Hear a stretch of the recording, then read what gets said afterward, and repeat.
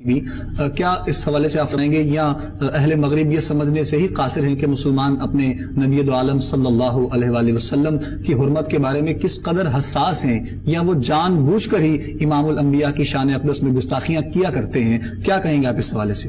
بسم اللہ الرحمن الرحیم۔ ستیزہ کار رہا ہے ازل تا امروز، چراغ مصطفی سے شرار بلحبیست۔ سلطانی صاحب، آپ نے جو سوال کیا کہ اہل مغرب جی کیا مسلمانوں کے اس جذبہ ایمان کو سمجھنے سے قاصر ہیں، اس پر بات کرنے سے پہلے میں علامہ حفیظ اللہ سہروردی صاحب کی ہی بات کو آگے بڑھاتے ہوئے سب سے پہلے میں ہسٹوریکلی یہ بات عرض کرنا چاہوں گا تاریخ کے پس منظر میں جی کہ یہ کیوں گستاخی کرتے ہیں۔ بلاسفامی کا قانون ہوتے ہوئے دنیا کے مختلف مقامات پر پھر سرور کائنات صلی اللہ علیہ وسلم کی گستاخی کا سلسلہ کیوں جاری ہے؟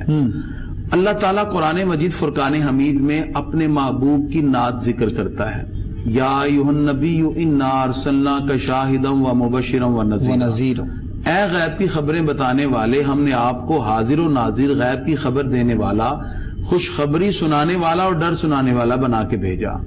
اور حکم ہوا لتؤمنوا باللہ ورسولہ، تاکہ اے لوگو تم اللہ اور اس کے رسول پر ایمان لاؤ۔ اس کے بعد اللہ تعالیٰ ارشاد فرماتا ہے وَتُعَزِّرُوهُ وَتُوَقِّرُوهُ، اللہ فرماتا ہے تم پر لازم ہے تم میرے محبوب کی تعظیم بھی کرو، ان کی توقیر بھی کرو۔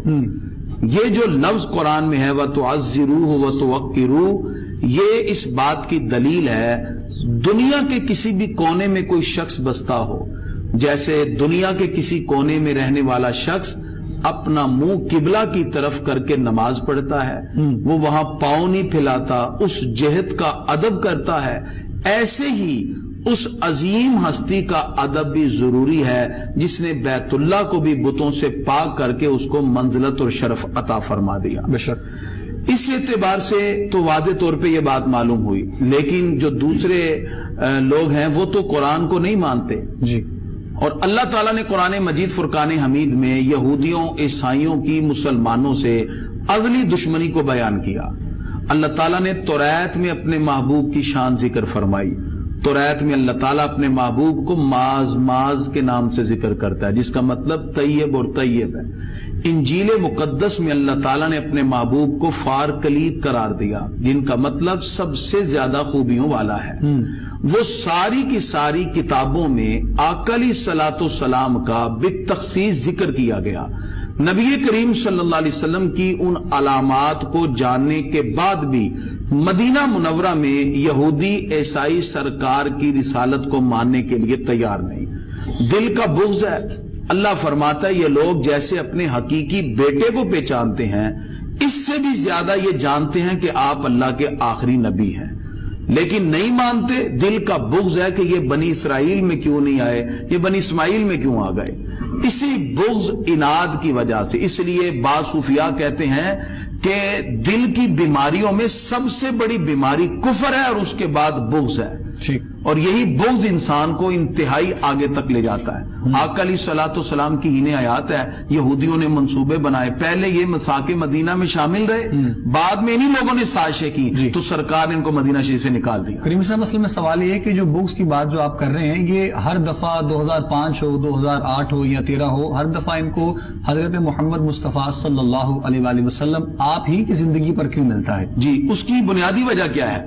آپ اگر کولیکٹیولی دیکھیں، یعنی آقا علیہ الصلوۃ والسلام کے دور سے لے کر ہم تاریخی پس منظر میں دیکھتے ہیں تو ہر مقام پر ان کو تعداد کے اعتبار سے، عظمت اور عزت کے اعتبار سے، نبی کریم صلی اللہ علیہ وسلم پر جاں فدا کرنے والے لوگ کثرت کی تعداد میں ملتے ہیں۔ سرکار کی عقیدت اور محبت کے جذبات ان کو زیادہ نظر آتے ہیں۔ تو مدینہ شریف میں بھی یہی بغض کا اظہار کرتے رہے، خیبر میں جا کے بسے تو بغض کا اظہار ہے۔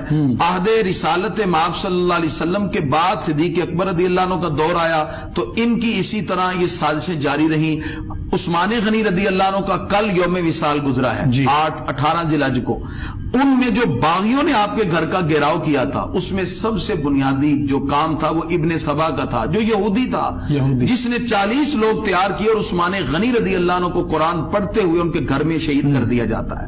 یہ سلسلہ پھر حضرت مولا کائنات تک چلا، ان کے دور میں بھی ہے، تو یہ سلسلہ چلتا رہا۔ اور آج ہم اس کو تاریخی پس منظر اور تناظر میں دیکھیں تو اس وقت 1 ارب 60 کروڑ سے زیادہ مسلمان اس روئے زمین پر موجود ہیں جو آقا علیہ الصلوۃ والسلام سے بے پناہ محبت کرتے ہیں۔